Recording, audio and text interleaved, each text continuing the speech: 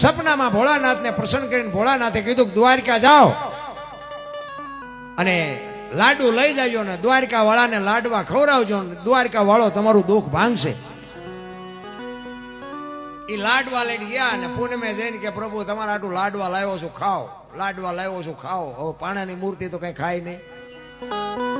અહીંયા લાડવા મૂકીને આવતા રહ્યા. બીજી પૂનમે ગયા, બીજી પૂનમે ન ખાધા, આવતા રહ્યા. ત્રીજી પૂનમે ગયા ને બાપુ પછી શ્રદ્ધા ખૂટી રહી. એ કે આમ નામ કેટલી પૂનમો આ લાડવા બગાડવા, નથી હા કહેતા નથી ના કહેતા.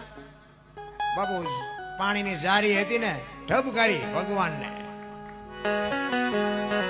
એમાં પૂજારી જોઈ ગયા. કે હે ભગત શું કરો છો?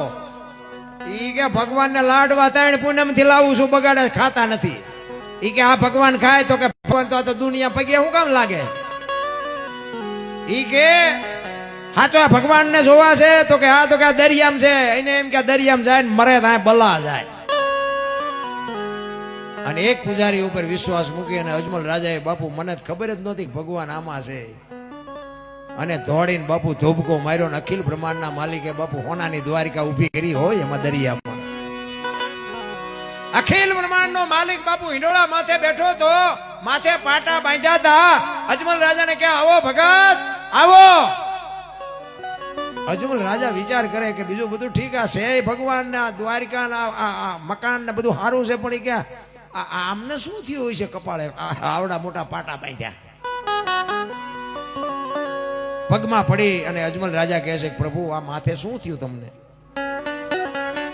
કે ભાઈ મારો એક ભગત આવ્યો તો, ભગતની શ્રદ્ધા ખૂટી રહી ને, મેં લાડવા ખાધા નહીં ને એમાં એને કે મને પાણીની જારી મારી, થોડુંક વાગી ગયું.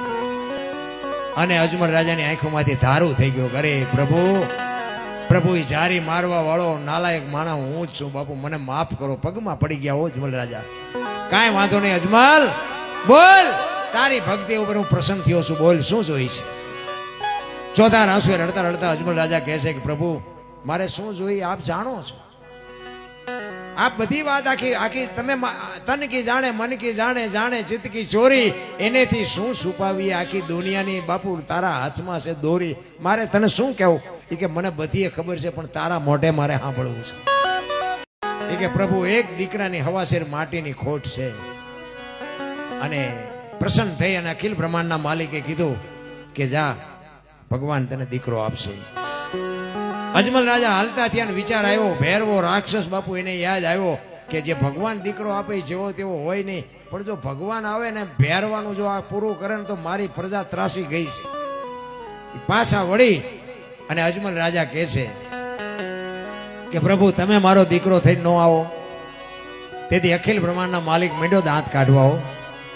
કૃષ્ણ પરમાત્મા કહે છે કે સાહેબ સબકા બાપ હે અને બેટા કિસી કા નહીં.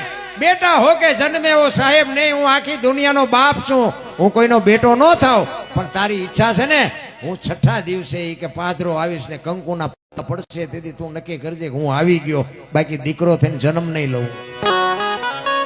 અને ઈ અખિલ બ્રહ્માંડના માલિક જદી અહીંયા આવ્યો તેથી બાપુ શું બાપુ રણુજાન પોકરણ ગઢમાં જે વાજા વાગ્યા હશે ને વધાયો વેકાણી હશે, શું ચિત્ર હશે.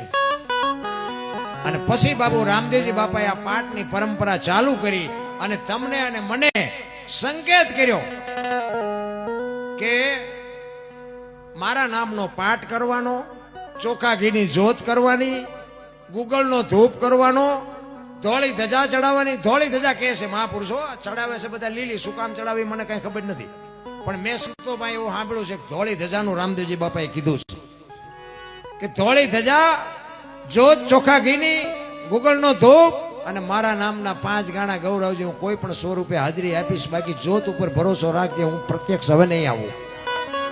તમને ભરોસો હોય કે ન હોય, પણ મને ભરોસો છે કે હા એ મારો બાપ બેઠો હોય ને બેઠો હોય. તમને વિશ્વાસ ન હોય એ તમારો પ્રશ્ન છે.